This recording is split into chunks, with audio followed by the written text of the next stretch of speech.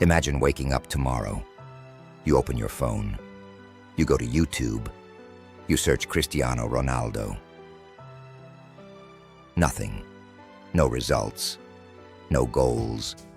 No celebrations. No CR7.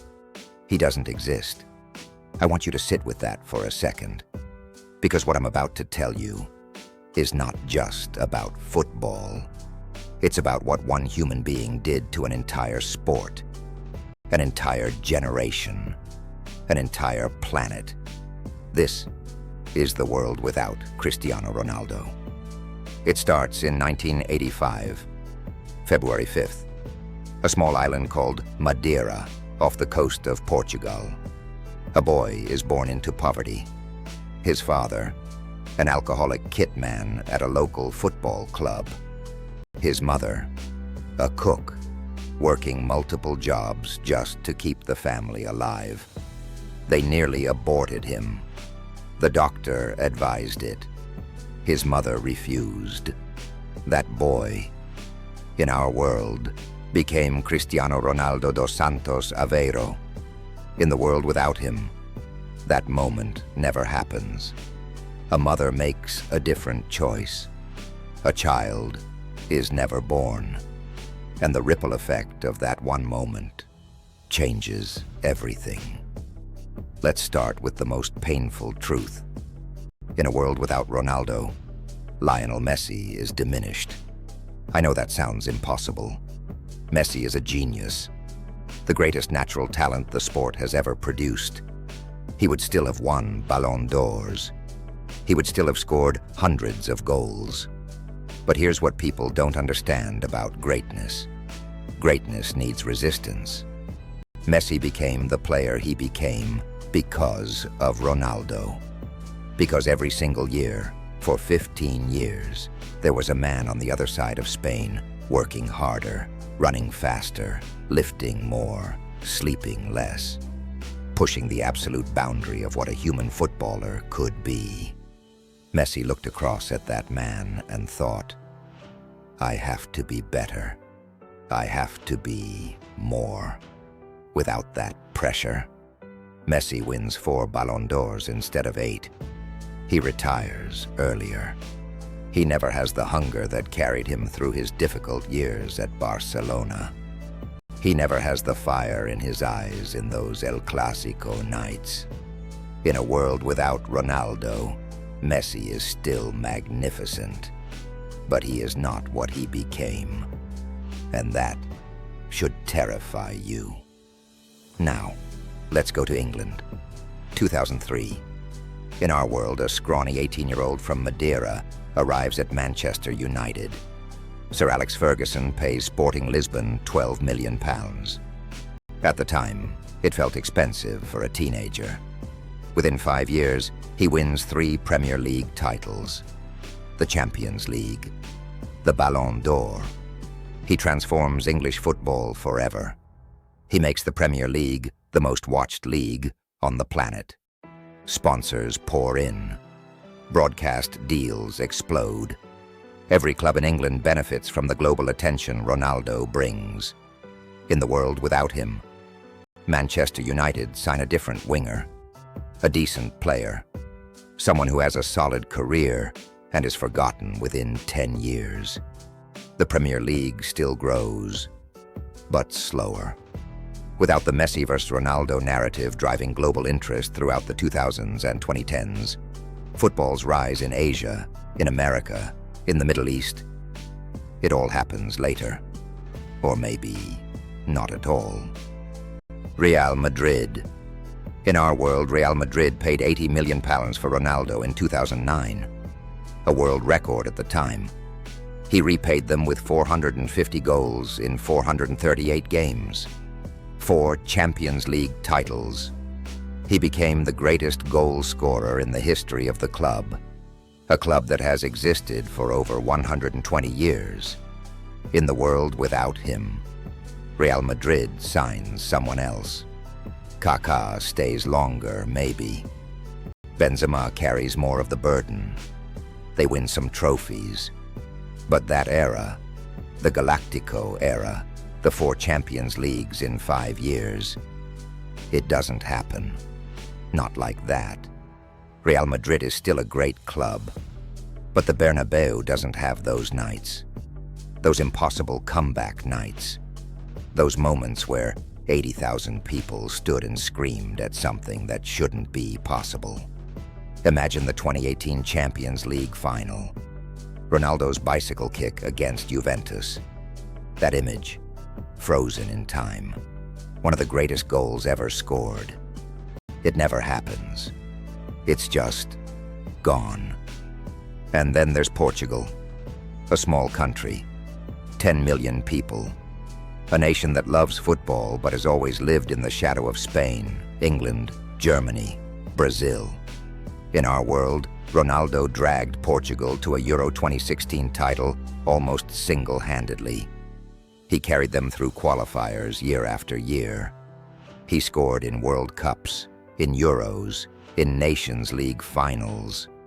He made Portugal a feared nation on the world stage. Without him, Portugal qualify for tournaments. They have other good players, but they never win Euro 2016. They never have that moment, that final whistle, when a nation of 10 million people erupted as one. 10 million people never experienced that feeling. Think about what that means. The joy, the tears, the children watching who decided to become footballers because of that night. All of it gone. Now let's talk about something nobody discusses. The Middle East. In 2023, Ronaldo signed for Al Nassr in Saudi Arabia.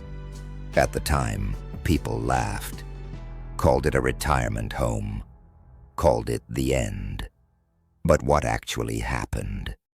The Saudi Pro League became global news overnight. Investment flooded in. Neymar followed. Benzema followed. Dozens of top players followed. The league became a legitimate conversation in the world football. Broadcast rights exploded. Saudi Arabia won the right to host the 2034 World Cup. Ronaldo's move to Saudi Arabia, a decision most people mocked, single-handedly transformed an entire country's relationship with football. In a world without him, none of that happens. Not in 23. Maybe not ever. One man's decision changed the economic trajectory of an entire region's sporting future. But here's the part that really gets me. The children. Right now, at this very moment, somewhere in India, in Nigeria, in Indonesia, in Brazil, there is a 10-year-old boy who woke up this morning and decided he wants to be a footballer because he saw Ronaldo. He saw a boy from a poor island with nothing. A boy whose father was an alcoholic. A boy who was told he was too skinny, too emotional, too obsessed. And that boy became the greatest athlete in the history of team sports.